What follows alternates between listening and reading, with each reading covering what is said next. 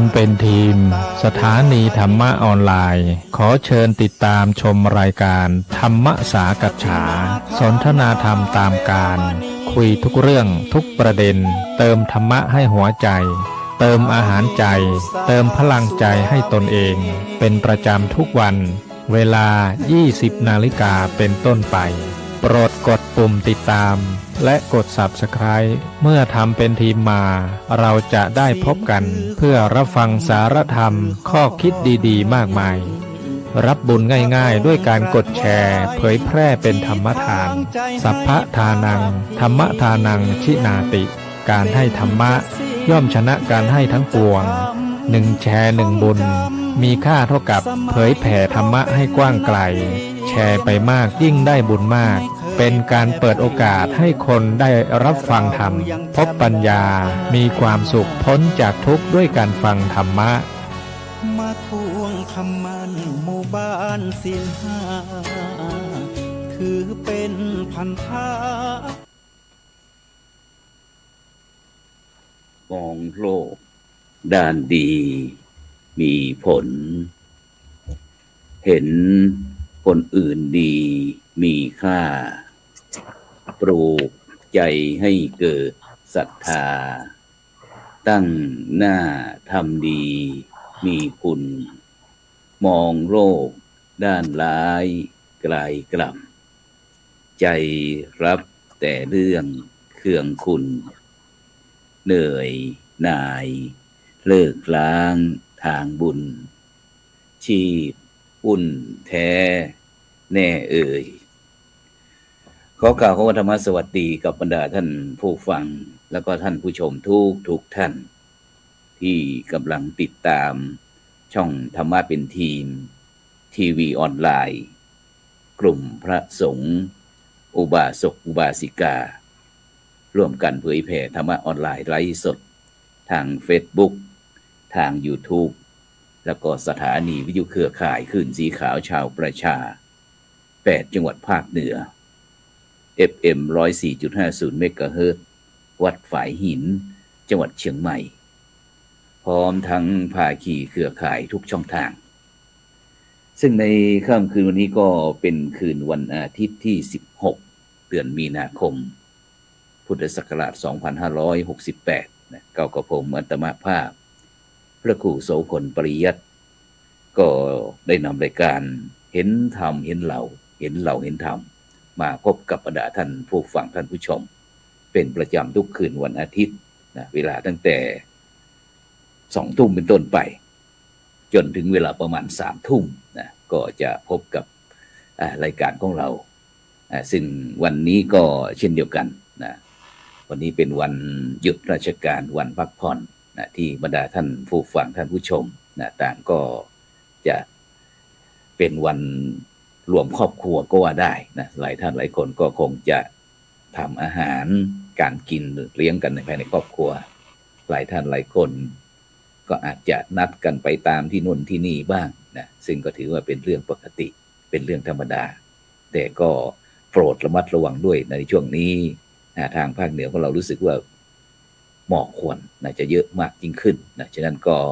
น่าเป็นห่วงเช่นเดียวกันนะโดยเฉพาะในเขตอำเภอเมืองเชียงใหม่ของเรานี่ก็ไม่ธรรมดาใช่ย่อย ส่วนมากก็จะอยู่ในเขตขีดสีแดงนะฉะนั้นก็ที่อยู่ในเมืองเชียงใหม่กันก็ส่วนมากนั้นก็จะพยายามจะไม่ออกจากอาคารหรือว่าสถานที่อะไรต่างก็พยายามที่จะอยู่ในร่มแล้วก็ช่วยเซฟเรื่องหมอกเรื่องควันด้วยนะฉะนั้นในค่ำคืนวันนี้ก็เช่นเดียวกันบรรดาท่านผู้ฟังทั้งหลายนะในค่ำคืนนี้หลังจากที่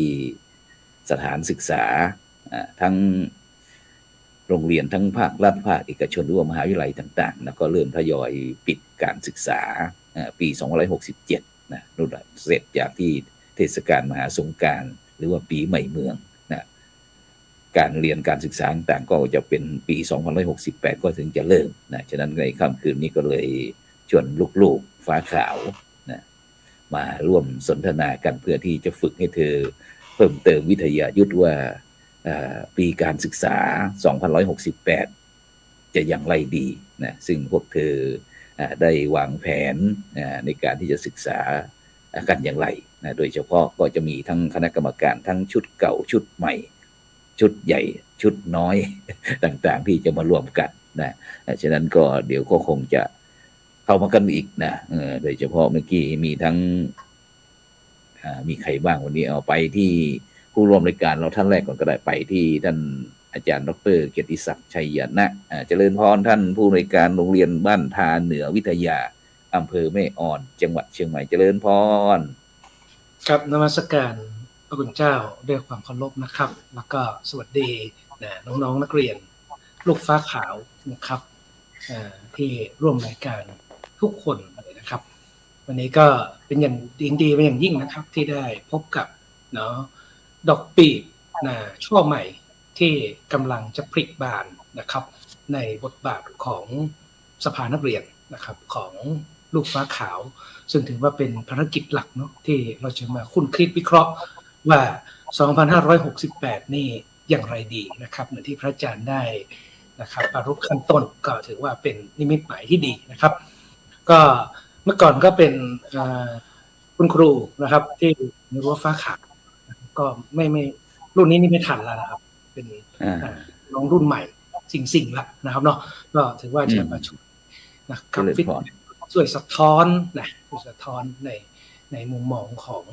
ผู้ที่อยู่ภายนอกนะที่คอยชื่นชมนะครับโดยความเมตตาธรรมก็ครูโสพลปริยัติเป็นอาทินะครับนมัสการด้วยความเคารพครับเจริญพรไปที่ผู้ร่วมรายการเราท่านที่สองเลยเนาะพี่พัฒพงศ์พี่พัฒพงศ์จากโรงลูกฟ้าขาววัฒโนไทยพยัพช่วยแนะนำตัวหน่อยลูกเป็นใครมาจากไหนอยู่ชั้นไหนเอ่ยเนี่ยสวัสดีครับผมพี่พัฒพงศ์เขียวทองนะครับชื่อเล่นชื่อไนท์ครับตอนนี้ก็เพิ่งจบม.5 สดร้อนเลยครับกำลังจะขึ้น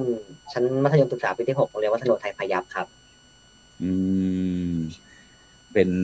คณะกรรมการด้วยใช่ไหมลูกเป็นสภานักเรียนด้วยหรือเปล่าพี่พัฒพงศ์เป็นสภานักเรียนครับชั้นม.5 ว่าที่ชั้นม.6ไปที่นันทิดากุลเลยที่3นันทิดากุลแนะนำตัวหน่อยลูกเปิดไมค์นิดนึง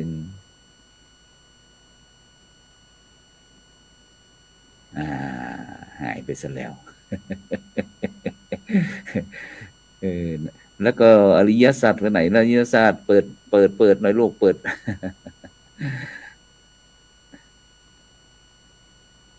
ไปที่ท่านที่สองเลยแนะนำตัวหน่อยลูกแนะนำตัวหน่อยสวัสดีครับผมชื่อนายอริยศาสตร์วงเงินครับผมเรียนอยู่โรงเรียนมัธยมไทยพยัพครับเพิ่งจบชั้นม.5 เหมือนกันครับผมชั้นม.5 ว่าที่ชั้นม.6 ใช่ไหมลูกครับผมสาธุเป็นยังไงลูกวันนี้ไม่มีภารกิจที่ไหนเลยวันนี้ไม่มีครับผมปกติก็ไม่ค่อยมีอยู่แล้วครับแต่ว่าช่วงนี้ผมเวลาปกติผมจะกินข้าวครับจะอยู่ที่บ้านอยู่กับคุณพ่อคุณแม่เนาะครับผมอริยสัจอยู่อำเภอไหนลูกอำเภอไหนหรือว่าในอำเภอเมืองอยู่แพงครับอยู่สันกำแพงสันกำแพงตอนนี้เป็นไงบ้างลูกบรรยากาศอากาศอบอ้าวแล้วก็ฝุ่นเยอะมากครับเหรอครับผมแล้วเราทำยังไงในการดำเนินชีวิตของเราในวันหยุดอย่างนี้อยู่แต่ในบ้านหรือว่าได้ไปออกทำกิจกรรมอะไรข้างนอกบ้างไหมลูกชวนคุณพ่อคุณแม่ไปเล่นไปนี่หรือเปล่าไม่ค่อยได้ไปครับผมก็จะมีบ้างที่แบบว่าไปส่งพี่สาวหรือว่ามีภารกิจที่โรงเรียนนะครับผมก็จะออกไปเวลาออกไปผมก็จะใส่แมสอะไรเงี้ยครับต้องเซฟด้วยเนาะเอาไปที่นันทิดากูลเจริญพรนันทิดากูลแนะนำตัวหน่อยลูกยิ้มอย่างเดียวแนะนำตัวเลยลูกแนะนำตัวเลยสวัสดีทุกคนนี่นะคะชื่อนางสาวนันทิดากุลค่ะเป็นเรียนประจำปีการศึกษา 2561 ค่ะเอาไปที่ต่อไปเลยไปวรนันท์ชัยขมูลท่านประธานค่ะนมัสการพระอาจารย์เจ้าค่ะ ค่ะ ค่ะ สวัสดีค่ะ หนูชื่อนางสาววรนันท์ชัยขมูลนะคะ ชื่อเล่นชื่อปอค่ะ มาจากโรงเรียนวัฒโนไทยพยัคฆ์เป็นประธานสภานักเรียนประจำปีการศึกษา 2567 ค่ะ อืมวันนี้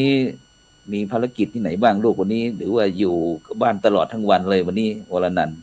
วันนี้ไม่ได้มีภารกิจค่ะพระอาจารย์ อืม เดี๋ยวพวกหนูจะต้องไปเรียนซัมเมอร์กันต่อแบบว่า เหรอ ตอนวันพรุ่งนี้ค่ะ ใช่ค่ะ ตั้งแต่วันพรุ่งนี้ไปประมาณอีก1 เดือนค่ะ โอ้นี่หมายความว่าตอนนี้หนูอยู่ชั้นมม.6 ค่ะ มหกโอ้โหเป็นพี่ใหญ่แล้วนี่ตอนนี้มีการเลือกสภานักเรียนหรือยังลูกตอนนี้ เลือกไปเรียบร้อยแล้วค่ะ แล้วก็ได้น้องประธาน68มาแล้วค่ะ แต่ว่าวันนี้น้องติดภารกิจก็เลยไม่สามารถเข้ามาร่วมได้ อืม ใช่ค่ะ เป็นยังไงบ้างการทำงานในฐานะประธานสภานักเรียนโรงเรียนวัฒโนไทยพยัคฆ์ปี67พึงพอใจขนาดไหนลูกหรือว่าอย่างไรเอ่ย หนูรู้สึกว่าหนูพอใจมากๆนะคะ เพราะว่าทั้งหนูแล้วก็เพื่อนๆที่ผ่านมาเวลามีกิจกรรม หรือว่าได้รับมอบหมายอะไรอย่างเงี้ยค่ะ รู้สึกว่าพวกหนูเต็มที่กันมากๆแล้ว ในตอนนั้นที่ได้ปฏิบัติงานค่ะ อืมนันทิดากูลเห็นกับวรนันท์ไหมเน็ตไม่ค่อยเสถียรเท่าไหร่ของนันทิดากุลไปที่อริพี่พัฒพงศ์ว่าไงคุณพี่ของเราผลงานเป็นไงบ้างลูกนักสังเกตการณ์ถามน้องๆก่อน ก็อ่าป้าอาจารย์ถามว่าไงนะครับเมื่อกี้เสียงค่อนข้างเบา เห็นพี่ๆที่สภานักเรียนปี67บริหารจัดการงานสภานักเรียนของเราในโรงเรียนเราลูกเป็นไงบ้าง พระอาจารย์ครับผมปี67ครับ ผมปี อ๋อ67เหรอ ครับ แล้วอริยสัจเหรออริยสัจ66ไหม67 68ด้วย 67มาเลยครับ เหมือนกัน เจ็ดเหมือนกันครับ 67เหมือนกันหมดโอ้วันนี้น้องๆ68ไม่ได้มาเลยใช่ไหม ไม่ได้มาเลยค่ะพระอาจารย์ อ๋องั้นปิยพัฒน์พี่พัฒพงศ์เป็นยังไงบ้างลูกในฐานะที่เป็นคณะกรรมการปี67ของเรา ก็มันใช่คำว่าอะไรหลายๆอย่างครับพระอาจารย์มันค่อนข้างที่จะผ่านไปด้วยดีครับ คือ อะไรที่ว่าห พอมีงาน ลายๆอย่าง เข้ามา ลองเรียงระดับให้พระอาจารย์ฟังดิมีอะไรบ้างหลายๆอย่างนี่1 2 3 4อย่างแรกครับคืออย่างเช่นพวกกิจกรรมต่างๆครับพวกกิจกรรม ครับ การเลือกตั้งกิจกรรมของโรงเรียนต่างๆครับมันพอมันเข้ามาครับกิจกรรมต่างๆ มันผ่านการทำงานกับวางแผนครับผมรู้สึกว่าในปีของผมเองผมรู้สึกว่าการทำงานมันราบรื่นแล้วก็ไปได้เรื่อยๆครับอาจารย์มันมีปัญหาบ้าง แต่ว่าไอ้ตรงปัญหาส่วนนั้นเราก็สามารถแก้ไขปัญหาเฉพาะหน้าในส่วนตัวนั้นได้ครับ มันก็ตลอดในภาพรวมตลอดทั้งปีผมว่าโอเคมากๆครับสำหรับปีผม โอ้ส่งนิ้วขึ้นอย่างนี้มันก็โอเคมากๆนะลูกนะอริยศาสตร์ว่าไงลูกผลงานของเราทีมงานของเราปีนี้โดยการนำของวรนันท์เป็นยังไงบ้างให้บวกเลยใช่ไหมหรือว่ายังไง หรือว่าลบ ผมให้แบบว่ายิ่งกว่า A บวกครับ ผมเพราะว่ารู้สึกว่าประธานของเราเดี๋ยวรู้สึกว่าเขาเก่งมากครับ ผมแบบว่าคุมคนได้วางแผนดีครับ ผมรู้สึกว่าผมภูมิใจในปีนี้ของผมมากครับผมรู้สึกว่าทุกคนช่วยกันทำงานดีมากครับ ผมภาพรวมออกมาดีสุดๆครับ ผมดีเกินคาดที่ไว้เยอะมากครับ โอ้เกินคาดเลยหมายความว่ายิ่งกว่าทะลุเป้าอีกนะใช่ครับผมโอ้งั้นก็คงจะต้องบันทึกไว้ในประวัติศาสตร์ของโรงเรียนวัฒโนไทยพยัคฆ์บอกว่า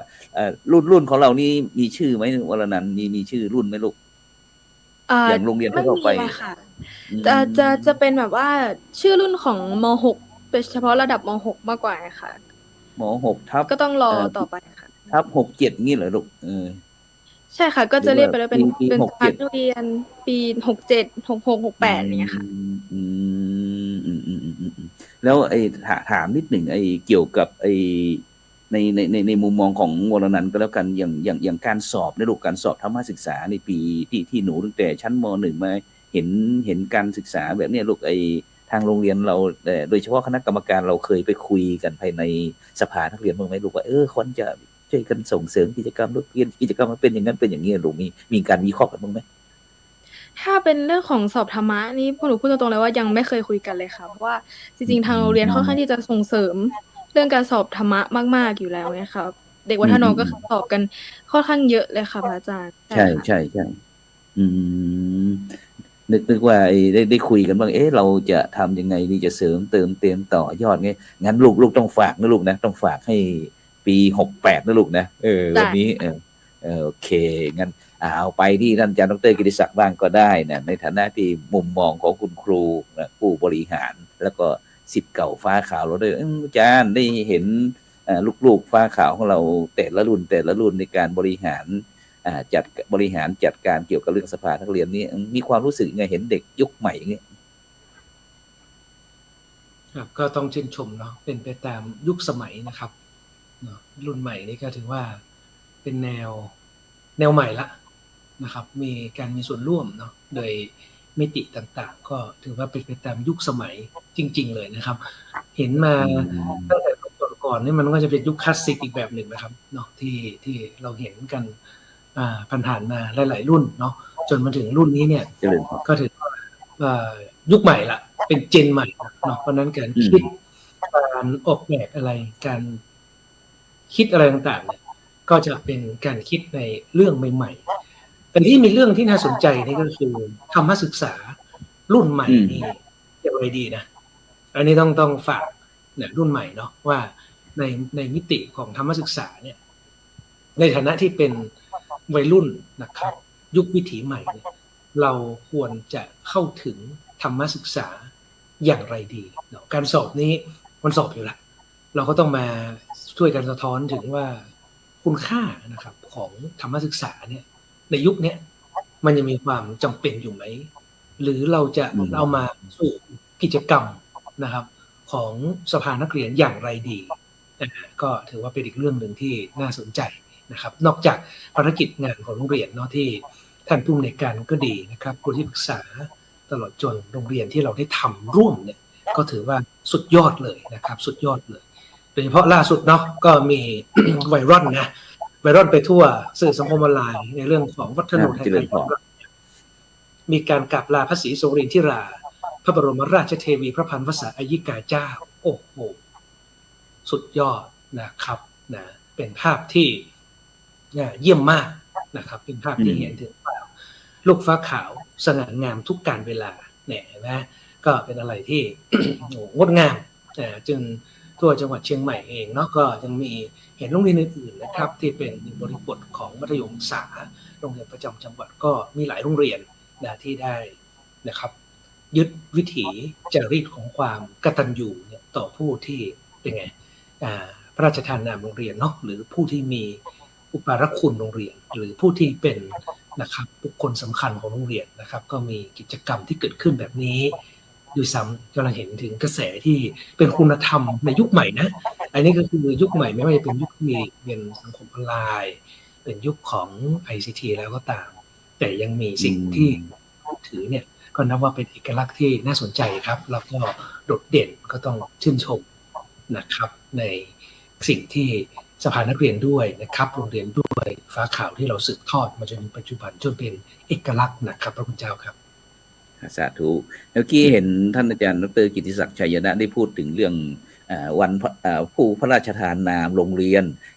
เห็นว่าจะมีงานใหญ่ใช่ไหมวรนันท์วันไหนเอ่ยลูกเกี่ยวกับงานอะไรเอ่ยวันที่25 มีนาคมนี้ค่ะเป็นวันสถาปนาโรงเรียนค่ะทางโรงเรียนเราจะมีกิจกรรมอะไรบ้างลูกทางโรงเรียนก็จะมีเป็นแบบว่าจะเป็นกิจกรรมผ้าป่าความรักด้วยใช่ค่ะก็คือเพราะว่าก่อนหน้านี้โรงเรียนก็มีเป็นวันผ้าป่าความรักที่แบบว่าผ้าป่าความรัก14 กุมภาพันธ์ให้เด็กนักเรียนในโรงเรียนใช่ค่ะร่วมกันบริจาคแต่ว่าวันสถาปนาโรงเรียนถือว่าเป็นงานค่อนข้างที่จะยิ่งใหญ่ของโรงเรียนเนี่ยค่ะก็จะมีการบวงสรวงด้วยแล้วก็จะเป็นแบบผ้าป่าที่แบบค่อนข้างที่จะใหญ่ด้วยค่ะอีกหนึ่งงานค่ะหมายความว่าเชิญผู้หลักผู้ใหญ่ศิษย์เก่าศิษย์ใหม่ศิษย์น้อยใหญ่ศิษย์น้อยของโรงเรียนวัฒโนไทยพยัคฆ์ฟ้าขาวของเรามาร่วมงานนี้เนาะโดยเฉพาะวันนั้นที่วันนั้นหนูได้เข้าไปร่วมประชุมกับที่เกี่ยวกับเรื่องตำรับตำราการศึกษาด้วยใช่ไหมลูกอ๋อใช่ค่ะที่เป็นเกี่ยวกับหนังสือท่านผอ.ว่าไงผอ.ว่าไงวันนั้นเราจะมีวัตถุประสงค์อะไรในการจัดผ้าป่าในครั้งนี้ ที่เป็นที่หนูได้เข้าไปกับพระอาจารย์ด้วยหรือเปล่าคะ ใช่ใช่ที่สุดท้ายที่ไอ้ท่านผอ.พูดว่าเห็นว่าจะมีการสร้างมหาศาลาหรือว่าอะไรสักอย่างเนี่ยลูกที่ว่าในการที่อะไรลูกพอมีข้อมูลไหม ตรงนี้ไม่ได้มีข้อมูลมากค่ะ แต่ว่าก็เท่าที่ได้ประชุมกับท่านผอ.ก็ทราบมาว่าทางโรงเรียนก็อยากที่จะสร้างเป็นศาลาใหม่ เพราะว่าศาลาเดิมของทางโรงเรียนนะคะ ที่ณตอนนี้ก็มีเป็นพระพุทธรูปอย่างเงี้ยค่ะก็ค่อนข้างที่จะเสื่อมโทรมแล้วเนาะด้วยความที่อยู่มาอย่างยาวนานเนี่ยค่ะ ท่านผอ.ก็เลยอยากจะขอความอนุเคราะห์จากหลาย ๆ ที่รวมถึงผู้ปกครองเพื่อที่ว่าจะมาสร้างศาลาใหม่เพื่อให้มันแบบมีความทันสมัยมากขึ้นแต่ว่าไม่เสื่อมโทรมเนี่ยค่ะ แล้วก็ให้ทันปีที่120ของโรงเรียนด้วยค่ะอ๋อฉะนั้นก็หมายความว่าทางโรงเรียนเราก็จะมีวันที่14กุมภาที่ผ่านมานักเรียนก็จัด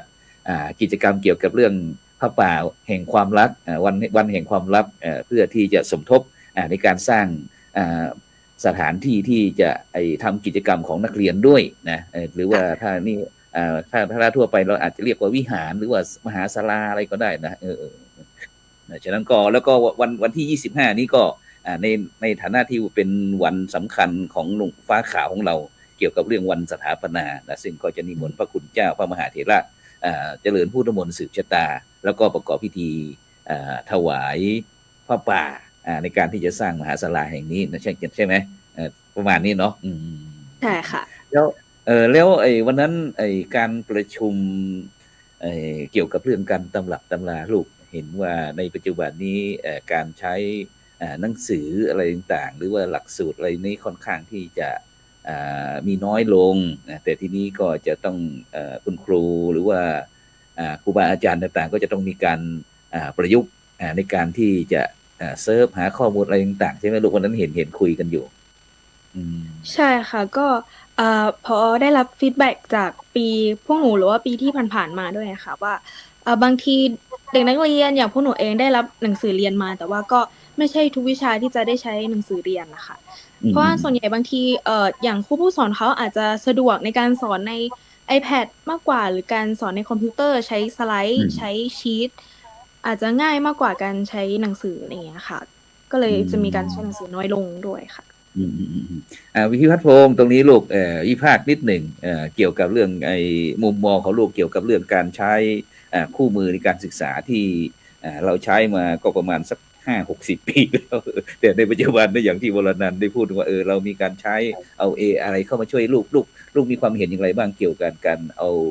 สื่อการเรียนการสอนในปัจจุบันนี้ลูกผมว่ามันเป็นเรื่องที่ถ้าพูดถึงความสะดวกครับมันสะดวกครับอาจารย์เพราะว่าอย่างครูผู้สอนบางท่านใช่ไหมครับเขาอาจจะใช้สไลด์หรือว่าเป็นแบบเขาเรียกว่าเป็นฟอร์มนำเสนอที่เขาทำขึ้นมาเองครับแล้วในฟอร์มตัวนั้นนะครับเขาสามารถแจกจ่ายให้นักเรียนไปอ่านเพิ่มได้ครับแบบซึ่งในความรู้ที่เขาทำเป็นสไลด์แล้วก็ให้นักเรียนอ่านนะครับมันส่วนใหญ่มันจะเป็นความรู้ที่ครูเขาสรุปหรือครูเขาแบบไปคัดออกมาแล้วว่าส่วนนี้ที่นักเรียนอ่านแล้วเลยจะเข้าใจครับมันก็ว่ามันง่ายต่อการอ่านแล้วก็สะดวกต่อการส่งต่อให้นักเรียนมากกว่าการใช้เป็นหนังสือครับเพราะมันเป็นหนังสือใช่ไหมครับอาจารย์นักเรียนก็ต้องมานั่งเปิดอ่านใช่ไหมครับแล้วเปิดอ่านบางทีครับเราไม่รู้ว่าส่วนไหนมันคือเนื้อหาสำคัญของหน้านั้นนะครับหรือเนื้อหาส่วนนั้นนะครับมันเลยกลายเป็นว่า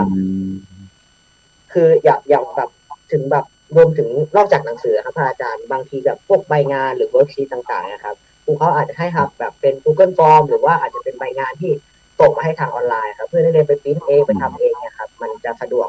ต่อการสื่อสารหรือสะดวกต่อการส่งให้นักเรียนมากกว่าแบบการใช้หนังสือครับอริยสัจมีความเห็นต่างจากวันอรนันท์กับพิพัฒน์พงศ์ไหมลูกเกี่ยวกับเรื่องการใช้สื่อคู่มือการศึกษาในปัจจุบันอย่างวันนั้นเราเห็นนี่โอ้โหใช้งบประมาณกี่ล้านวรนันท์วันนั้นประมาณสักกี่ล้านลูกนั้น3 ล้าน3 ล้าน9 ล้านในการจัดซื้อคู่มือการศึกษาจากสำนักพิมพ์นั้นสำนักพิมพ์นี้นะซึ่งอริยสัจนิยศาสตร์เห็นด้วยไหมลูกเกี่ยวกับเรื่องกันหรือว่ามีความคิดเห็นอย่างไรเกี่ยวกับเรื่องการใช้คู่มือหรือว่าเรามีความถนัดด้าน AI หรือว่าอย่างไงลูกทีมจะเหมาะสมกับยุคสมัยเนี่ยสำหรับผมนะครับผมว่า การใช้คู่มือประกอบการสอนอย่างอื่นนอกจากหนังสือนี้ผมว่ามันเป็นเรื่องดีมากๆครับเพราะว่าครูบางคนก็เหมือนที่พี่พัฒน์พงศ์เขาพูดนะครับ ผมก็ประมาณนั้น แล้วก็ส่วนมากนะครับ ผมหนังสือสมัยนี้ครับเขาเนื้อหาเขาไม่ค่อยเรียงตามที่ตามหนังสือเขามาให้ครับ ผมแบบ อืม เขาจะข้ามบทไปนู่นนี่นั่นบ้างนะครับทำให้ อืม งงต่อการเรียน แต่ว่าพอครูทำออกมาเป็นชิ้นงานหรือว่ามีไฟล์ในไฟล์ที่เอาไว้สอนนะครับ ผมมันเขาได้เรียงมามันจะได้ดูง่ายครับ แล้วก็เวลาสรุปแบบว่าใกล้สอบเนี่ยครูเขาแบบสรุปมาให้ได้แบบว่าตรงชี้ชัดว่าครูออกอันนี้นะอะไรเงี้ยเพราะในหนังสือมันกระจายครับ มันไม่ได้แบบว่าที่ว่าแบบว่าอ๋อต้องใช้สูตรนี้ในการหาอันนี้ครับ ประมาณนี้ครับผม อืมถ้านันทิดากูลได้ยินพระอาจารย์ไหมลูกนันทิดา ไม่ค่อยเสถียรเท่าไหร่แล้วนันเนาะของนันทิดาเออเดี๋ยวถ้ากลับไปนี่ต้อง เปลี่ยนระบบเน็ตละ ยิ้มอย่างเดียว เออเอาแล้วได้ยิ้มก็ยังดีละเนาะได้ยิ้มก็ยังดีละได้ยินไหมนันทิดากูลอาจารย์อยากให้ได้ยินเสียงเธอเสียเหลือเกินต้องเปิดไมค์ด้วยเปิดไมค์หน่อยสิ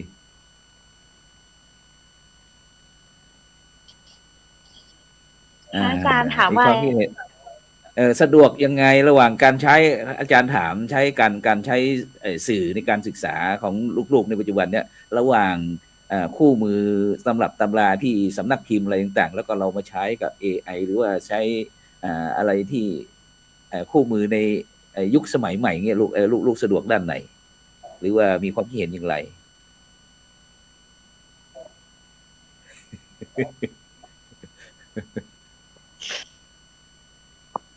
คุยสักหน่อยสิ สงสารเธอซะเหลือเกินเนอะเรา ถ้า เนาะว่ามาลูกว่ามาเอาอาจารย์รอฟังอยู่ เพื่อนก็ลุ้นเธออยู่เนี่ย ไปที่ท่านอาจารย์ดร.กิติศักดิ์ก็แล้วกันเนาะ อาจารย์ได้ยินเด็กๆได้สะท้อนให้เราเห็นระหว่าง โดยเฉพาะในการจัดการศึกษาในยุคปัจจุบันเนี่ยระหว่างการใช้คู่มือตำรับตำราอะไรต่างๆแล้วก็มาใช้ระบบ AI อะไรต่างๆใช้โน้ตบุ๊กใช้อะไรต่างๆหรือว่ามือโทรศัพท์มือถืออะไรนะอาจารย์ในฐานะที่เป็น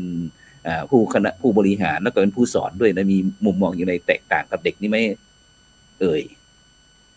ครับก็เรื่องนี้เนี่ยจริงๆเมื่อก่อนเราก็คุยกันระยะหนึ่งแล้วนะครับ ผ่านมาสักเท่าไหร่ดีประมาณ10 ปีที่แล้วก็เคยคุยกันละเรื่องเนี้ยนะครับหลายสมัยผ่านมาละประมาณ5 ปี10 ปีที่ผ่านมาเนี่ยที่ส่วนกลางเนี่ยเข้าไปกันแล้วนะครับเข้าไปกันละในเรื่องของไปเรียนใน YouTube บ้างกับศาสตราจารย์ Harvard อะไรต่ออะไรเงี้ยซึ่งในห้องเรียนเด็กก็ไม่ค่อยสนใจเท่าไหร่เรากลับมาที่โรงเรียนวัฒโนไทยพายัพตรงนั้นที่กระผมเป็นครูเนี่ยก็ไม่เคยเห็นปรากฏการณ์แล้วครับว่าหนังสือเรียนเนี่ยไม่ค่อยได้ใช้ประโยชน์สักเท่าไหร่นะในยุคก่อนหน้านี้แล้วนะทีนี้เนี่ยเมื่อมีเรื่องของ artificial intelligence เข้ามาที่เรียกว่าปัญญาประดิษฐ์ยิ่งชัดเลยครับที่จะเกิดนะครับการเปลี่ยนปรากฏการณ์ใหม่เกิดขึ้นมานะเพราะฉะนั้นเนี่ยในหนังสือเรียนที่มีมาที่ให้ความหมายของนิยามต่างๆปัญญาประดิษฐ์เองเนี่ยสามารถช่วยนะครับน้องๆนักเรียนเนี่ยสามารถเข้าถึงได้ง่ายรวดเร็วผ่านทางโทรศัพท์มือถือก็ได้ผ่านทางอะไรก็ได้ที่เป็นเครื่องมือเพียงแต่ต้องรู้การใช้ how to ว่าจะถามยังไง ใช่ไหมมันไม่มีอยู่สเต็ปของมันมีงานวิจัยออกมาเยอะมากสัก3 คำถาม7 คำถามหรือ5 คำถามให้ AI เขารู้จักบริบทเรายกตัวอย่างสมัยคุณครูสอนเศรษฐศาสตร์เนี่ยโอ้มาแบบแรกๆตอนบรรจุเนี่ยสมัยปี52เนี่ยวรนันท์ตอนนั้นอยู่ชั้นอะไรกันปี52ปี52หนูเพิ่ง1 ขวบค่ะ ตอนนั้นน่ะครูก็มาเป็นครูที่โรงเรียนวัฒโนไทยพายัพปีแรกนะปีแรกละแล้วก็หนูเพิ่ง1 ขวบเนาะลูกเนาะ ลูกศิษย์รุ่นแรกนี่ตัวนี้เป็นครูอยู่โรงเรียนสันสายวิทยาคมนะเป็นลูกศิษย์รุ่นแรก เป็นครูแล้วเมื่อวันนี้นะครับ ก็มีโอกาสได้ไปที่โรงพยาบาลสวนดอก ก็เจอลูกศิษย์เป็นพยาบาลละนะอันนี้ก็เป็นรุ่นพี่ผมนะครับ ก็มาเท้าความถึงปี52เนี่ยตอนนั้นนี่ยังสอนได้นะใช้หนังสือแล้วก็ใช้ PowerPoint เนาะ PowerPoint ทำเป็น PDF ขึ้นจอเด็กก็จดใส่สมุดนะก็เป็นประมาณนี้ครับบรรยากาศการเรียนการสอนยุคต่อมาก็โดยเฉพาะเรารู้จักแคนวามากขึ้นเห็นไหมแคนวามากขึ้นอย่างรุ่นครูเนี่ยไม่ค่อยรู้จักเท่าไหร่ก็เลยต้องมาเรียนรู้ว่าแคนวาคืออะไรปรากฏว่า PowerPoint ก็เปลี่ยนยุคละไม่ได้ใช้ PowerPoint ละใช้แคนวาและยิ่งยุคปัจจุบันเนี่ยก็เห็นด้วยเป็นอย่างยิ่งเลยนะครับว่าหนังสือเรียนอาจจะเป็นเพียงแค่สื่อประกอบเนาะสื่อประกอบสื่อหนึ่งเป็นแหล่งหนึ่งที่จะมีหนังสือพิมพ์สำนักพิมพ์1 2 3 4 5ได้กล่าวว่าเศรษฐศาสตร์คืออะไรที่เหลือ AI สามารถหาได้ออกมาเป็น70-80 รายการถ้าเรารู้จักโคชชิ่งก็คือการบอก AI ให้ได้ข้อมูลมาแล้วเราก็ต้องเลือกจัดสรรข้อมูลแล้วก็นำเสนอต่างหากเพราะฉะนั้นในการเรียนการสอนยุคนี้เนี่ยก็อาจจะแตกต่างจากยุคพระคุณเจ้านะครับท่านครับที่สมัยก่อนเนาะอาจจะบอกจดเหมือนที่ผมไปสอนภาษาอังกฤษที่วัดพระสิงห์เนี่ยนะครับอาจจะบอกว่า Good morning คืออะไรอย่างเงี้ยวันนี้ไม่ได้แล้วครับตอนนี้สามารถที่จะพูดได้เลยว่า Good morning everyone today ว่าไปเลยคือมันเปลี่ยนคนละยุคจริงๆสื่อออนไลน์นะครับอย่าง YouTube ก็ดีหรือสื่อคลังสื่ออะไรต่างๆก็มีอิทธิพลมากขึ้นมันจึงมีคำที่เกิดขึ้นมาหลายคำเช่นคลังสื่อมันมีทั้งการ์ตูนมีทั้งคลิปมีทั้งหนังสือออนไลน์ต่างๆซึ่งตัวนี้มันใช้แทนหนังสือเรียนหรือตำราเรียนได้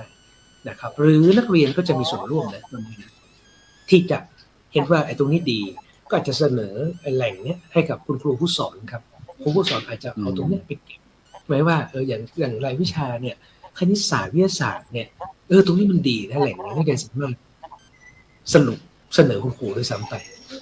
แล้วก็ปีต่อปีด้วยนะปีหน้าจะมีอะไรใหม่ๆขึ้นมาอีกเพราะฉะนั้นองค์ความหลักเท่านั้นเนาะที่เรียกว่าแกนของมันจะคงอยู่แต่ความรู้ใหม่ๆนี่ผุดขึ้นชนิดที่เรียกว่ามากมายเลยทีเดียวเพราะฉะนั้นถ้าหากเรายึดแต่หนังสือเนี่ยคุณครูหลายคนก็จะบอกว่าสอนไม่ทันเพราะสอนตามเนื้อหาใช่ไหมครับแต่ถ้าหากว่าสอนตามหลักคอนเซ็ปต์หลักๆอันนี้สอนทันแต่เนื้อหาปลีกย่อยเนี่ยลูกๆต้องสอบหาต้องอ่านเองต้องสืบค้นแล้วเอามาวิพากษ์กับคุณครูเนาะเพราะนั้นบรรยากาศการเรียนการสอนเนี่ยมันควรจะเป็นอย่างนี้ครับอาจารย์อย่างเช่นเราสอนเรื่องอริยสัจสี่พูดได้ในชั่วโมงพูดได้พูดเดียวเท่านั้นก็คืออะไรที่เหลือเด็กมีหมดนะครับว่าทุกคือสมุนไพรนี่โหลดมากโอ้โหมากมายสถานการณ์การ์ตูนอะไรต่างๆแต่เราต้องให้เวทีว่ากลุ่มทุกเนี่ยเราเอา AI หาที่ลองดูซิว่าสถานการณ์เราเป็นโรคอ้วนทุกมันเป็นยังไงอะไรอย่างเงี้ยมันต้องเป็นแนวนี้ไปเลยนะครับสำหรับการเรียนการสอนยุคใหม่เนาะไม่งั้นแล้วเด็กทั้งห้องเรียนก็จะหลับไปทั้งห้องเลยครับถ้าสอนแบบเดิมเนาะเป็นอย่างนั้นไม่โบราณเป็นอย่างนั้นมันจะหลับไปทั้งห้องเลยนะมันจะต้องเป็นแนวใหม่ละเนาะที่จะต้องมีให้เด็กได้สร้างแล้วออกมานำเสนอละนะออกมานำเสนอแล้วก็เด็กสามารถทำคลิปได้ภายใน5 นาที10 นาทีเมื่อก่อนนี่ผมเป็นนักเรียนนักศึกษาที่พระอาจารย์งมกันเป็น3 วัน2 คืนนะเป็นอาทิตย์นะคลิปโอ้โหตัวนี้แคนวาเนาะหรืออะไรต่างๆที่เป็น AI 3 นาที5 นาทีไวมากเลยเด็กๆเราต้องเรียนรู้กับเขาต่อไปนะครับสำหรับเรื่องของเทคโนโลยีตลอดจนสื่อต่างๆที่ส่งเสริมการเรียนรู้ในปัจจุบันอันนี้ก็เป็นมุมมองที่สะท้อนนะเป็นไงบ้างในเรื่องของการเรียนยุคใหม่อย่างไรดีครับสาธุซึ่ง อย่างยุคพระอาจารย์เหมือนกันพระอาจารย์เห็นด้วย3 ยุคแรกยุคพระอาจารย์ยุคที่2คือยุคอาจารย์ดร.เกียรติศักดิ์มายุคที่3มาถึงยุควรนันท์ถ้ายุคพระอาจารย์นี้แค่สมุดเล่มเดียวพระอาจารย์ว่างตรงไหนพระอาจารย์ก็จดตรงนั้นวรนันท์นะวิพัฒน์พงศ์พระอาจารย์จดเขียนหมดแล้วลูกมีเล่มเดียวอาจารย์ไม่รู้เหมือนกันว่าสมุดรายวิชานี่พระอาจารย์ไม่เคยรู้จักพระอาจารย์รู้แต่สมุดที่อาจจะเป็นเด็กวัดอาจจะใช้แบบว่าสมุดที่เขาเขียนเส้น สลากนะลูกนะที่เขาถวายมันเล่มละ50 กระตังบ้างอะไรอย่างเงี้ยอาจารย์ก็จดทุกสิ่งทุกอย่างนะเมื่อก่อนนี่นะจดทุกสิ่งทุกอย่างแต่มายุคอาจารย์กิติสันก็เริ่มละวิวัฒนาการก็เรื่องมีตำรับตำราอะไรมากขึ้น แต่พระอาจารย์เมื่อก่อนนี่มีแต่คู่มือของอาจารย์อย่างเดียว นักเรียนไม่มีคู่มือแล้วก็มาถึงยุคหนูเนี่ยเนี่ยมันก็ต้องใช้อะไรต่างเข้ามาเนี่ยฉะนั้นก็มีการเปลี่ยนแปลงจนปัจจุบันพระอาจารย์ก็กำลังจะให้ลูกๆเนี่ยโดยเฉพาะอาจารย์ใช้มาทั้งจนถึงยุคดิจิตอลเนี่ยพระอาจารย์ก็มาทำอย่างเงี้ยฉะนั้นก็อยากจะให้ลูกๆเนี่ยได้เรียนรู้ตามยุคตามสมัยต่างๆโดยเฉพาะเอาในยุคปัจจุบันเนี่ยเอา AI อะไรเข้ามาช่วยนี่นะความจริงพระอาจารย์ตั้งใจอยากจะให้ลูกๆเนี่ยมาเป็นผู้ดำเนินรายการหรือว่ามีรายการของลูกๆสักรายการหนึ่งที่จะได้พบปะกับเพื่อนฝูงอะไรต่างๆเพื่อนๆจากต่างสถาบันอะไรเงี้ยโดยเฉพาะมาปรึกษาคุยกันเรามีภาคีเครือข่ายโรงเรียนนั้นโรงเรียนนี้อยากจะฝากด้วยฝากให้วันนั้นที่พระอาจารย์ได้คุยกับท่านผอ.ที่โรงเรียนวันนั้นเราก็ว่าอยากจะให้ลูกๆเนี่ยได้มีภาคีเครือข่ายเยอะๆไม่ใช่เฉพาะแต่โรงเรียนเราโรงเรียนเดียวต้องมีโรงเรียนโน้นโรงเรียนนี้ให้เด็กได้มีโอกาสได้คุยกันแลกเปลี่ยนกันอันนี้คือการจัดการศึกษายุคใหม่ฉะนั้น ในการเตรียมตัวลูกไหนๆก็จะขึ้นชั้นม.6 แล้วเขาจะปลดประธานรุ่น67แล้ว ปี68เข้ามาแล้วนะมีการจะขึ้นชั้นม.6เนี่ยทั้ง3คนเนี่ยลูกเตรียมตัวกันอย่างไรบ้างเนี่ยในการที่จะปี2568ปีการศึกษา268เนี่ยแล้วนั้นลูกเตรียมนันทิดากุลได้ยินไหมลูกเปิดไหมลูกมีการเตรียมตัวที่จะขึ้นชั้นม.6อย่างไรบ้างการเตรียมตัวใช่ไหมคะก็คืออย่างที่บอกเลยค่ะว่าพรุ่งนี้ค่ะก็คือเป็นการเรียนซัมเมอร์ค่ะเรียนซัมเมอร์ก็คือการเรียนล่วงหน้านั่นเองค่ะพระอาจารย์เนื่องจากเทอม2ค่ะจะได้มีการเตรียมตัวเข้ามหาลัยค่ะก่อนที่อื่นค่ะก็คือเนื่องจากมีการติวมากขึ้นนั่นเองค่ะพระอาจารย์โอ้ยพูดเป็นชุดเลยนะอย่างกดดันซะเหลือเกินเนี่ยตอนนี้เน็ตดีแล้วใช่ไหมเธอ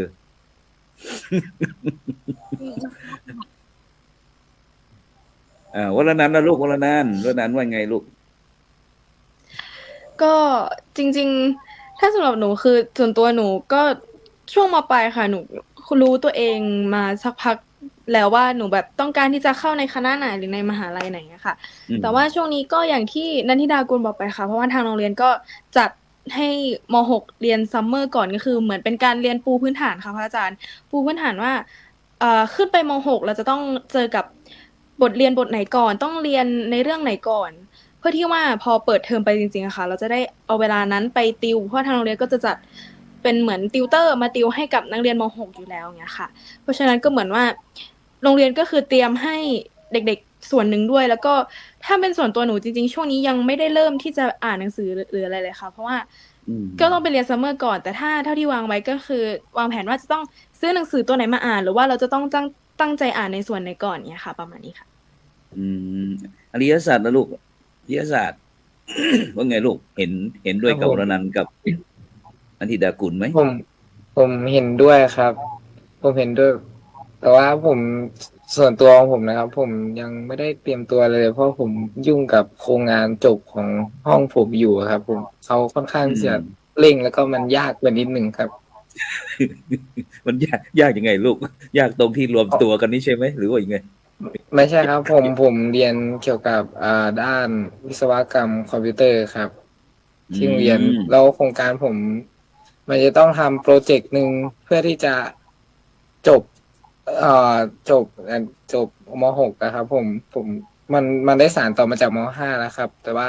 เพื่อพัฒนาต่อมันต้องแบบว่าคิดอะไรที่มันแบบนอกกรอบมากกว่านี้ครับผมก็เลยแบบว่าพยายามทำโปรเจกต์นี้นะครับผมก็ตอนนี้ก็ยังไม่ได้เริ่มอะไรเลยเกี่ยวกับด้านอ่านหนังสือหรือว่าเตรียมตัวเพื่อจะต่อมหาวิทยาลัยครับโอ้สาธุอ้าวพี่พัฒพงษ์แล้วลูกว่าไงเอ่ย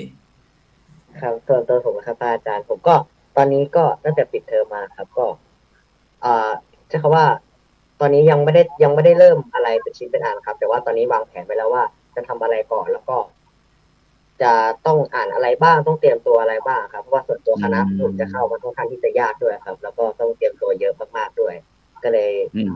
มีการวางแผนมาก่อนแล้วครับ แต่หลังจากเดี๋ยวเรียนม .6 ผมรู้ว่าต้องเจอกับอะไรแล้วผมก็จะเริ่ม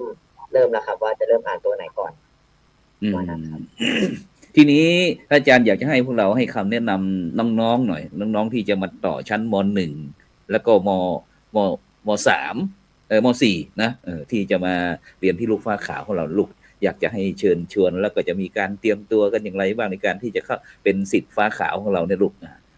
เอาใครก่อนเอานันทิดากุลหน่อยนันทิดากุลเลยเชิญ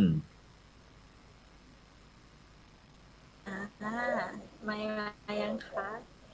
ได้ยินไหมคะ ได้ยินค่ะ ในการเตรียมตัวในการที่จะเข้าม.1 และม.4 ใช่ไหมคะหนูก็อยากจะเชิญชวนให้กับลูกๆฟ้าขาวป้ายแดงค่ะก็คือเตรียมตัวในการอ่านหนังสืออ่านตั้งแต่พื้นฐานตั้งแต่ถ้าเกิดว่ามาม .1 ใช่ไหมคะก็จะเป็นพื้นฐานของป.4 ถึงป.6 ค่ะเพื่อที่จะมาสอบคัดเลือกอีกทีนึงค่ะรับรองค่ะถ้าอ่านหนังสือมาคือผ่านเฉลยแน่นอนค่ะและก็เตรียมตัวในเรื่องของการแต่งกายค่ะต้องศึกษาด้วยค่ะว่ากฎเกณฑ์ของโรงเรียนมีอะไรบ้างค่ะให้ระเบียบค่ะประมาณนี้ค่ะอริยศาสตร์เชิญลูกให้คำแนะนำเตรียมตัวในการที่จะมาเป็นศิษย์ฟ้าขาวหน่อยก็ฝากถึงน้องๆที่จะเข้ามาสอบม .1 กับม .4 นะครับผมก็ตั้งใจแบบตั้งใจอ่านหนังสือแต่แบบว่าสอบพยายามให้ได้นะครับผมแล้วก็แบบว่าทำข้อสอบเยอะๆครับผมมันถ้าทำข้อสอบมาเยอะเดี๋ยวมันก็ง่ายเวลาสอบเองครับผมก็สู้ๆกับน้องๆทุกคนเลยครับพี่พัฒพงษ์เชิญลูกครับก็สำหรับน้องๆม .1 กับ ม .4 ที่จะมาสอบมัธยมนะครับก็สิ่งสำคัญนะครับสำหรับการสอบนั่นคือการเตรียมตัวครับเราไม่สามารถเตรียมตัวภายในอาทิตย์เดียวแล้วมาสอบได้นะครับเพราะฉะนั้นก็ขอให้เตรียมตัวมาตั้งแต่เนิ่นๆครับอ่านได้ครับแต่ขอให้อ่านใจความสำคัญแล้วก็ฝึกทำโจทย์ฝึกทำข้อสอบไปเยอะครับเพราะนั่นคือสิ่งสำคัญสำหรับการสอบครับสาธุไปที่วรนันท์ก็แล้วกันเตรียมตัวเตรียมใจยังไงดีเพราะว่าเขามีแต่เตรียมตัวเขาไม่ได้เตรียมใจเลยวรนันท์เธอช่วยเสริมเติมเต็มหน่อยค่ะก็ไหนๆก็ช่วงนี้ทางโรงเรียนก็เป็นช่วงที่แบบว่า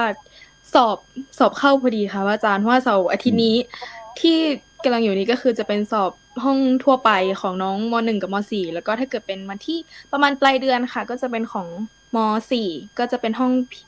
พิเศษของม .4 กับม .1 ถ้าสำหรับหนูใช่ไหมคะเตรียมใจรู้สึกว่าตอนม .1 แล้วก็ม .4 หนูอยู่โรงเรียนมัธยมมาตั้งแต่ม .1 เลยค่ะเพราะฉะนั้นก็สำหรับหนูรู้สึกว่าสิ่งที่หนูรู้สึกคือหนูรู้สึกว่าโรงเรียนนี้ค่อนข้างที่จะมีคนมาสมัครเยอะมากๆสมัครสอบเยอะมากๆเพราะฉะนั้นก็รู้สึกว่าถ้าเตรียมใจจริงๆอยากให้มั่นใจในตัวเองเยอะๆค่ะว่าถ้าเกิดสมมติว่าเรามั่นใจในตัวเองว่าเราสามารถที่จะทำข้อสอบได้แล้วก็ตั้งใจมาตั้งแต่แรกก็จะคิดว่าจะสามารถแบบว่ามีกำลังใจให้ตัวเองในการทำข้อสอบได้เยอะด้วยอย่างเงี้ยค่ะแต่ถ้าเกิดสมมติเตรียมตัวค่ะถ้าเกิดเตรียมตัวสำหรับหนูม .1 ค่อนข้างนานมากเลยค่ะพระอาจารย์หนูจำไม่ได้ว่าหนูเตรียมตัวยังไงแต่ว่าก็สอบติดแต่พอมาม .4 คือหนูค่อนข้างจะกังวลว่าหนูจะไม่มีที่เรียนหนูก็เลยแบบอ่านหนังสือทั้ง2รอบเลยค่ะสอบทั้งรอบเป็นรอบโควต้าของเด็กนักเรียนวัฒโนเองแล้วก็รอบห้องพิเศษด้วยแต่ว่าส่วนตัวหนูอยู่ห้องพิเศษก็คือจะต้องสอบหลังจากห้องทั่วไปอีกอย่างเงี้ยค่ะเพราะฉะนั้นหนูก็เลยอ่านทั้ง2รอบแล้วก็รู้สึกว่าถ้าอ่านหนังสือมามันจะเป็นผลดีต่อตัวเรามากๆก็คือตั้งใจอ่านว่าเนื้อหาที่เราได้เรียนผ่านมาทั้งหมดเนี้ยค่ะเราเรียนอะไรมาบ้างถ้าเกิดสมมติว่าเราอ่านมาเรายังไงเราก็ทำข้อสอบได้แล้วก็สอบติดแน่นอนค่ะแล้วนอกจากที่จะมีภาคปกติแล้วก็ยังมีโครงการพิเศษอะไรต่างๆอย่างเป็นนักเรียนโครงการอะไรเงี้ยอย่างโรงเรียนเรามีโครงการอะไรบ้างลูกอย่างนักกีฬาบ้างหรือว่าอะไรหรือเปล่าความสามารถพิเศษอะลูกมีค่ะถ้าเท่าที่หนูรู้มานะคะอย่างสภานักเรียนถ้าจะไม่ผิดเหมือนว่าคนที่เป็นสภานักเรียนที่เคยเข้ามาอย่างนิชาพัฒน์ออมสินที่เคยเข้ามาในไลฟ์ก่อนๆเนี่ยค่ะช่วงม.ต้นออมสินเคยเข้ามาเป็นโดยการสวดมนต์ค่ะเป็นรอบความสามารถพิเศษที่เป็นสวดมนต์ใช่ค่ะก็สามารถเข้าได้เหมือนกันแล้วก็มีในเรื่องของนาฏศิลป์แล้วก็นักกีฬาก็มีเหมือนกันค่ะใช่ฉะนั้นก็ยังมีหลายโครงการเขาเรียกช้างเผือกเนาะช้างเผือกเนาะ นี่ก็ฝากกับไอ้บรรดาผู้ปกครองแล้วก็ลูกๆนักเรียนไม่ว่าจะเป็นที่อนุบาลเชียงใหม่พุทธิโสพลอะไรโรงเรียนต่างๆนี่แหละที่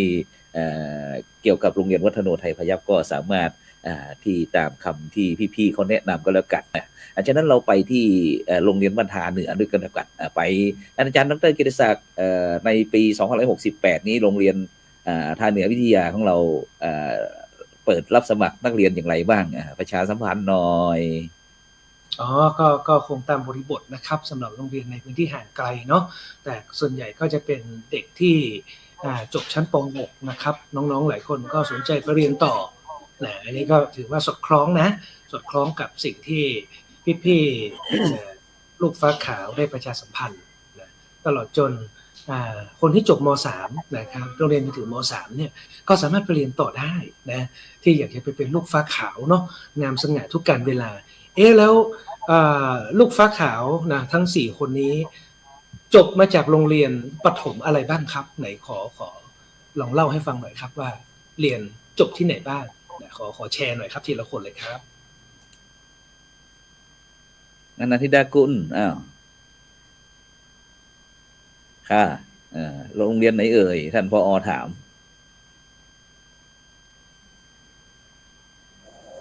คนอื่นก่อนก็ได้นะครับใช่ไหมคะตอนคือเชิญลูกเชิญอารมณ์ดีหนูใช่ไหมคะค่ะถ้าเป็นหนูใช่ไหมคะประถมหนูจะจบจากโรงเรียนบ้านหนองไคค่ะหนองไคอำเภอ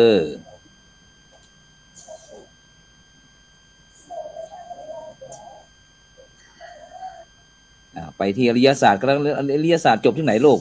ชั้นประถมตอนประถมผมค่ะจังหวัดเชียงใหม่ค่ะอยู่ติดกับตลาดปูดอยเลยค่ะสาธุอริยศาสตร์เชิญโฆษณาโรงเรียนสถานศึกษาเก่าหน่อยตอนประถมผมจบจากโรงเรียนวัดเวรุวันครับผมสารพีใช่ครับผมนี่โรงเรียนแล้วผมออกมาเพราะผมออกมาตั้งแต่ป .6 แล้วครับผมก็เลยไม่รู้ว่าเขาพัฒนาไปด้านไหนต่อแล้วเป็นยังไงต่อมีเวลาว่างต้องกลับไปดูว่าพี่พัฒพงษ์ลูกจากไหนเอ่ยครับส่วนตัวผมนะครับอาจารย์ผมเพิ่งเข้าพัฒนามาตอนม .4 ใช่ไหมครับแต่ตั้งแต่ป .1 มาเลยครับผมเรียนจะจบที่โรงเรียนวัดเวรุวันสารพีชนานุกูลครับก็เป็นโรงเรียนที่อยู่ติดกับวัดเวรุวันเลยครับอยู่เส้นต้นยางเลยครับอำเภอสารพีครับซึ่งตอนนี้ก็ค่อนข้างหลายปีแล้วครับโรงเรียนก็ค่อนข้างมีสิ่งปลูกสร้างขึ้นมาหลากหลายอยู่ครับสาธุวรนันท์ช่วยนะลูกจบจากแล้วม.ต้นล่ะครับม.ต้นเรียนที่ไหนม.ต้นขึ้นม.4 วัฒโนเนาะม.ต้นก็เรียนที่วัดเวรุวันเหมือนกันครับเพราะโรงเรียนวัดเวรุวันเนี่ยเขาจะมีตั้งแต่อนุบาลเลยครับจนถึงม.3 ครับเพราะว่าเป็นโรงเรียนโรงเรียนวัดเวรุวันเป็นโรงเรียนประถมครับแต่ว่าเขาเป็นโรงเรียนขยายโอกาสครับก็เลยมีมัธยมตั้งแต่ม.1 ถึงม.3 ด้วยใช่ครับแสดงว่าอริยศาสตร์นี่ออกมาตอนม.6 ป.6 เนาะส่วนพี่พัฒพงศ์ออกมาตอนม.3 เห็นไหมก็มาเจอกันที่วัฒโนไทยพายัพอยู่ดีเนาะวัฒโนเชิญต่อไปเลยครับวรนันท์ครับวรนันท์ว่าไงลูกหนูเรียนจบจากโรงเรียนสารศาสตร์วิเทศล้านนาค่ะตรงแม่เหี่ยใช่ค่ะแต่ส่วนตัวหนูเรียนตั้งแต่อนุบาล1จนจบป .6 เลยค่ะแต่เพราะว่าที่โรงเรียนสารศาสตร์จะมีถึงม.3 ซึ่งตอนนั้นที่หนูออกตั้งแต่จบป .6 แล้วก็ออกมาเพราะกลัวว่าจะไปต่อม.4 ยากด้วยก็เลยมาต่อวัฒโนตั้งแต่ม.1 จนถึงม.6 เลยค่ะสาธุเดี๋ยวเวลาอีกนิดหนึ่งท่านผอ.กิติศักดิ์ทีนี้จะถึงหลังจากที่เราปิดภาคเรียนแล้วเนาะทีเนี้ยอยากจะให้ลูกๆทุกคนได้ช่วยชี้แนะชี้นำบรรดาน้องๆเพื่อนพี่ๆน้องๆในการปฏิบัติตัวยังไงหลังจากที่เราจบการศึกษาปี2567แล้วนะปิดภาคเรียนแล้วเงี้ยปี6ช่วงเนี้ยช่วงก่อนที่จะถึงเทศกาลมหาสงกรานต์ปีใหม่เมืองเรานี่แหละ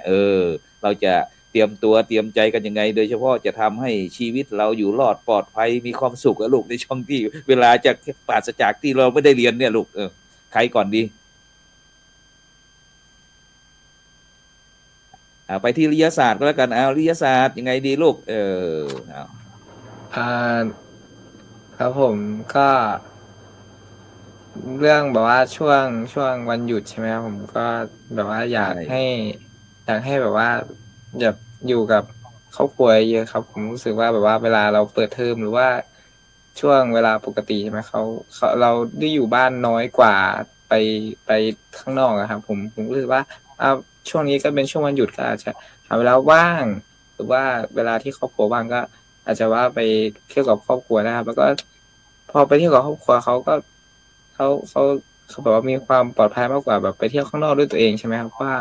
พ่อแม่เขาก็รักเงี้ยครับผมก็เลยว่าวันสงกรานต์เนี่ยถ้าแบบว่าถ้าก่อนถึงวันสงกรานต์หรือว่าวันสงกรานต์นะครับผมก็พยายามอยู่กับครอบครัวเยอะๆครับผม โดยเฉพาะในช่วงฤดูร้อนเนี่ยลูกเป็นห่วงก็ตรงที่เวลาร้อนๆแล้วก็อยากจะเล่นน้ำอาบน้ำอะไรเงี้ยมันไม่มีภัยอะไรต่างๆที่มันจะเรื่องเกี่ยวความปลอดภัยของน้องๆพี่ๆน้องๆเรานี่แหละลูกไปที่พี่พัฒพงษ์พี่พัฒพงษ์ช่วยหน่อยลูกช่วยฝากความปรารถนาดีให้เพื่อนพ้องน้องพี่หน่อย ก็ในช่วงหน้าร้อนนะครับ ก็เป็นฤดูที่อากาศอบอ้าวเกือบทั้งวันนะครับ เพราะฉะนั้นก็ระวังสุขภาพด้วยนะครับ เพราะว่าบางทีก็อากาศร้อนก็ทำให้คนเราสามารถป่วยได้เหมือนกันอย่างผมเนี่ยครับ ก็เป็นคนที่เจออากาศร้อนนิดร้อนหน่อยก็เลือดกำเดาไหลง่ายเหมือนกันครับแล้วก็ถ้าช่วงนี้จะเล่นน้ำก็ระวังนะครับ น้ำลึกอันตรายนะครับ สาธุนันทิดากุลฝากความปรารถนาดีหน่อยครับลูกในช่วงที่ว่างเว้นจากการศึกษาลูกในช่วงที่ว่างเว้นจากการศึกษามันเปิดไหมค่ะสำหรับหนูใช่ไหมคะ ช่วงปิดเทอมนะคะ ก็อยากให้เวลากับตัวเองค่ะ เพราะว่าตอนที่เปิดเทอมใช่ไหมคะเราเอาเวลาที่เหลือของเราทั้งหมดนะคะไปโฟกัสที่การเรียนแล้วก็การทบทวนดังนั้นปิดเทอมก็อยากให้โฟกัสกับตัวเองค่ะไม่ว่าสิ่งไหนให้เวลากับตัวเองค่ะพระอาจารย์ก็คือแบบว่าทำอะไรมีความสุขก็ทำไปเลยค่ะแต่ต้องเป็นสิ่งที่แบบสร้างพลังบวกให้กับคนรอบข้างให้กับครอบครัวค่ะแบบว่าเหมือนเราทำให้เขามีความสุขได้ทุกๆวันค่ะสาธุวรนันท์ลูกเชิญค่ะก็สำหรับหนูอย่างที่นันทิดากุลแล้วก็อริยศาสตร์บอกไปค่ะรู้สึกว่าช่วงที่เปิดเทอมเนาะมันเป็นช่วงที่เราได้เรียนแล้วก็ได้ทำงานหลายอย่างแล้วก็ไม่ค่อยได้อยู่บ้านกับครอบครัวอย่างเงี้ยค่ะเพราะฉะนั้นตอนปิดเทอมก็เลยรู้สึกว่าช่วงสงกรานต์มันเป็นช่วงปีใหม่ไทยก็เลยอยากให้แบบว่าอยู่กับครอบครัวเยอะๆใช้เวลาให้เต็มที่กับครอบครัวแล้วก็ซึ่งช่วงสงกรานต์เป็นช่วงที่แบบค่อนข้างที่จะเชียงใหม่ค่อนข้างที่จะฮอตฮิตมากเลยค่ะแล้วก็ถ้าเกิดสมมติว่าไปเล่นน้ำตามคูเมืองหรือตามสถานที่ต่างๆก็คือจะเจอแบบนักท่องเที่ยวหรือว่าแบบคนต่างจังหวัดอะไรอย่างเงี้ยค่ะเพราะฉะนั้นก็ถ้าเกิดจะออกไปเล่นสงกรานต์ก็อยากจะให้แบบระวังตัวกันสักนิดนึงเพราะว่าช่วงนี้แล้วก็เชียงใหม่ก็ค่อนข้างที่จะเป็นจังหวัดที่ใหญ่แล้วก็นักท่องเที่ยวเยอะด้วยค่ะคนเยอะปัญหาก็เยอะลูกเนาะโดยเฉพาะเรื่องสุขภาพนะฉะนั้นก็ขอบคุณอนุโมทนาลูกๆฟ้าขาวของเราทั้ง4ท่านไปที่ท่านอาจารย์ดร.เกียรติศักดิ์ก็แล้วกันในโอกาสนี้ให้เวลาท่านอาจารย์ได้พูดถึงภาพรวมแล้วก็ช่วยปิดรายการให้พระอาจารย์ด้วยเจริญพรครับผมก็ สาธุการนะครับวันนี้ได้มาพบปะพูดคุยกันนะครับสนทนาธรรมตามการนะครับในช่วงเย็นนะว่าปีใหม่นี้อย่างไรดีโดยเฉพาะปีใหม่เมืองที่จะมาถึงนี้แน่นอนนะครับว่าช่วงนี้เรากำลังพบกับ PM นะซึ่งเป็นมลพิษที่ยิ่งใหญ่มากเลยนะครับมันเป็นสิ่งที่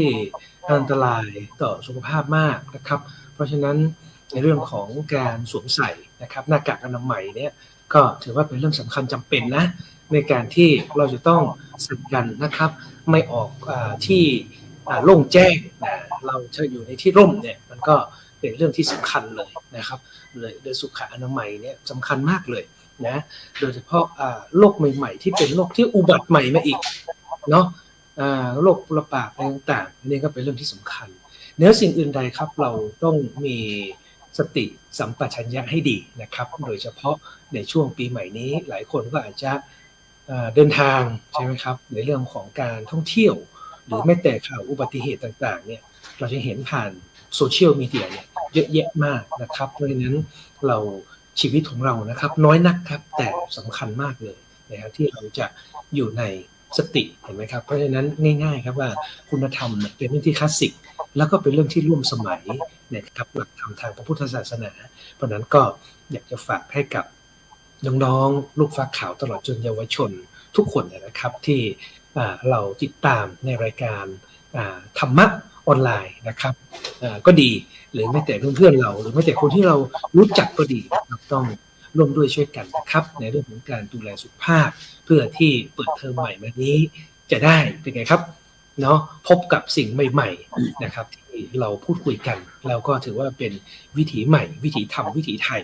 ที่เราจะได้เรียนรู้แล้วก็เปิดรับกับศักราชใหม่ๆสิ่งดีๆก็จะเกิดขึ้นกับตัวเรานะครับสำหรับวันนี้นะครับรายการของเราโดยการเมตตาธรรมของพระครูโสพลปริยัติก็นะครับนำมาถึงช่วงท้ายของรายการแล้วนะครับก็คงจะต้องขอบคุณน้องๆทุกคนเลยนะครับที่มาร่วมสะท้อนเนาะของเวทีเยาวชนรุ่นใหม่อย่างไรดีโดยเฉพาะสภานักเรียนในปีการศึกษา